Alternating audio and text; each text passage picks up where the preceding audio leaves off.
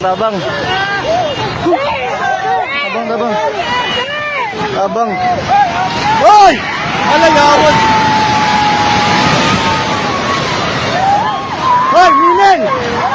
Minel! Hoy! Atras!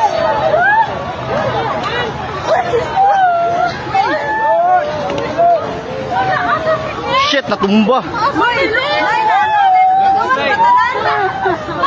Hoy, i-check yung mga kauban.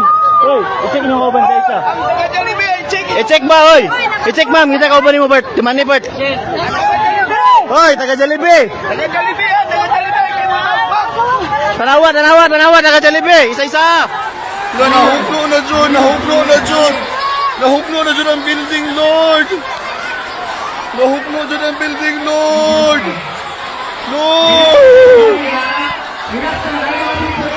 Ala. Lord, nahuklo ang building. Don't panic.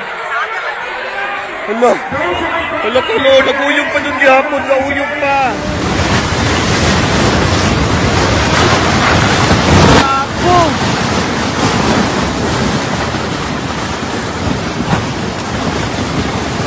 What the fuck?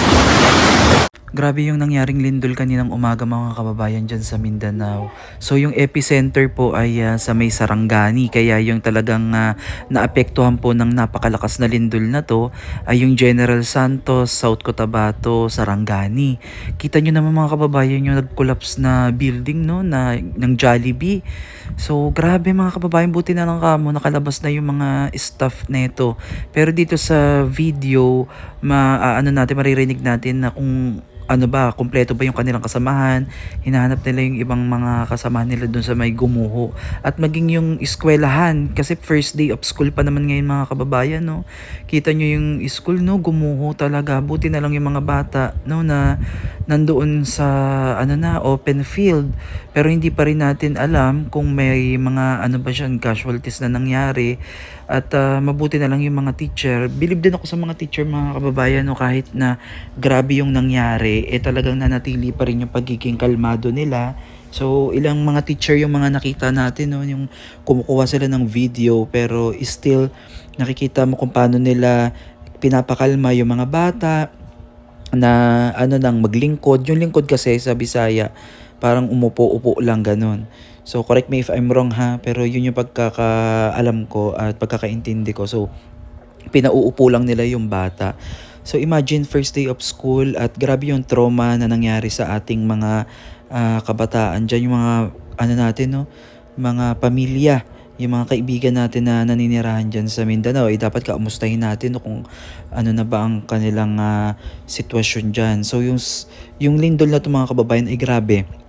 Kita nyo naman, may mall pa ata. Hindi ko alam kung anong mall to na nakita nyo din na gumuho din yung kanilang pader. Tas ilang mga school, establishment na talagang nabuwag, nag-collapse dahil sa lakas ng lindol na to. At sa katunayan ng mga kababayan, upon research, patuloy pa rin daw yung yung mga aftershocks. Tapos kanina na ibalita din diyan na alert daw ng tsunami pero inilift din naman. So, thankful na lang tayo mga kababayan na hindi na din nagkaroon ng tsunami dahil kung hindi, malaking problema na naman to. So, kanina mga kababayan ay nagkaroon nga po ng parang meeting itong nagpapakilalang lehitimo daw na Blue Ribbon Committee under nga ni Erwin Tulfo. At nasabi niya nga dun kanina sa kanyang meeting na pansamantala mo ng parang ipahinto muna kasi nga bilang pagbibigay pugay o respeto dito sa mga kababayan natin na naapektuhan nga ng lindol. At which is tama naman din dahil dapat naman talaga pagtuunan ng pansin to at dapat agaran ang tulong na ibigay ng pamahalaan dito sa oras ng mga ganitong hindi unforeseen na mga kalamidad o ito kasi natural disaster to hindi naman natin mapipredict kung kailan tatamaan yung lugar, yung bawat lugar dito sa mundo, kahit sa mundo, no? Hindi natin maano yan. At kinakailangan ng agarang solusyon dyan at talagang pang long term kasi ang daming mga kababayan, lalo na yung paaralan since back to school na, paano yung pag-aaral ng mga bata kung wala silang silid-aralan. Tapos ang iniisip ko pa dito, tag-ulan na din.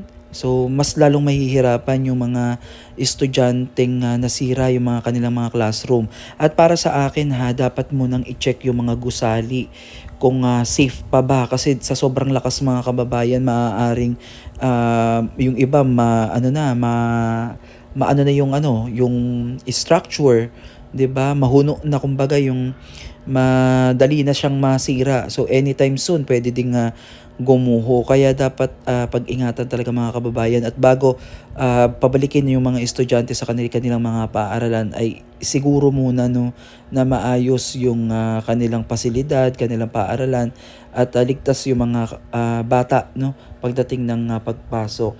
So ganitong mga bagay mga kababayan, makikita talaga natin yung response ng gobyerno kung mabilis ba at naaayon pa, kasi kinakailangan bago pa man dumating kasi yung mga ganitong sakuna mga kababayan, ready na yung ating gobyerno sa pagbibigay ng, syempre of course, paunang lunas, relief goods, yung sa health natin sa kalusugan, yung alam nyo yun, yung iba dyan kasi may mga sakit, yung mga ospital na apektuhan dahil syempre pati mga kawad ng kuryente nadaganan na din ng mga structures. Kaya for sure dyan mga kababayan, power interruption yan.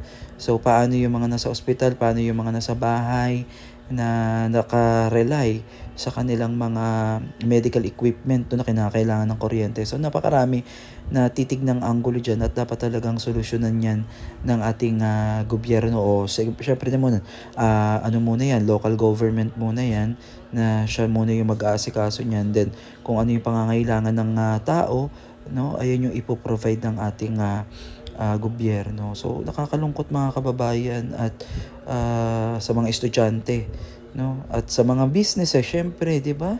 Grabe yung business nila. Biruin mo yung pinaghirapan mong property ng napakahabang panahon, tapos ganito yung mangyayari sa isang iglap, ilang segundo lang na pag-alog ng lupa,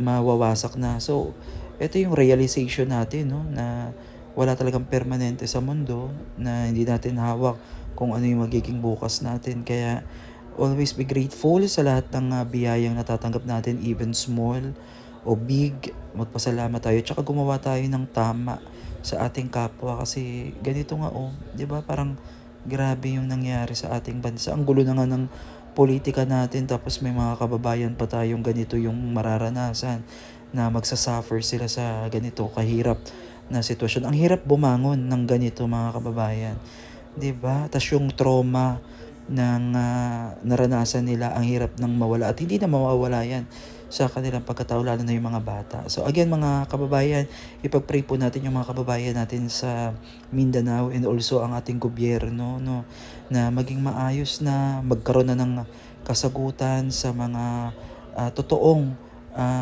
nangyari, at wag na tayong ilihis pa ng ibang landas. Doon tayo sana mapunta sa makatwiran at makatotohanan na balita. So again, maraming salamat mga kababayan, at please pray for Mindanao, ha.